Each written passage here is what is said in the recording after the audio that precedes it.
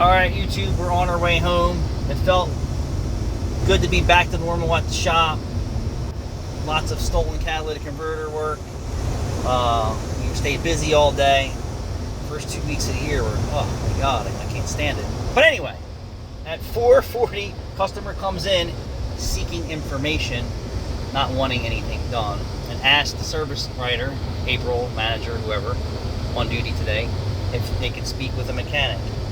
How many other shops out there let the customers stop a mechanic from what they're doing to have a conversation? I, for one, do not like that. The intake, the office is what that is. That's where business starts. So I told April, you should have told them that we're closing and you're not allowed to speak to the mechanics. But anyway, I come up there and say, hey, how you doing? What can I do for you? What's your question? Got this Acura. I keep putting in these O2 sensors in the back, and I keep having the same problems. And it's some hoopty brand. And I said, okay. I said, he goes, should I just get an OEM one? I'm like, well, OEM's always the best. I said, but Honda and Acuras require Denso only. So it's either Denso only or dealer. When Denso's OE for Honda and Acura. So you can't use Bosch, you can't use King, you can't use eBay, cheap brands and all the other NTKs, you just name it. They all suck, they don't work.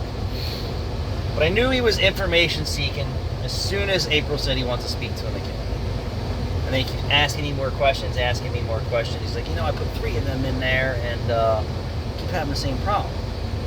I said, well, you're not putting the right parts. And even though it looks the same, it plugs in and all that shit, it's not made the way that the vehicle needs to be satisfied. And that happens a lot, especially with electronics. So I said, put a Denso in there, and you shouldn't have any problems unless you're missing something. So he's like, well, where should I get it from? I said, well, if you get it from a parts house, it's going to cost you $90, $100. He's like, well, I seen it on Amazon for $45. I'm like, well, how can you beat that? Like, don't be a fool. Order it on Amazon and pay $45 for it. If you're doing it yourself, no big deal. The parts house is over $90, $100 my cost. So here's my opinion. Put that in. You should be fine unless you're missing something else. And then after he left, I told him, I said, I should get paid for my 30 years worth of knowledge and experience for information seekers. But I guess we'll call that my good deed for today on top of my good deed for fixing people's cars. Today, like getting it done today. Alright, we're off.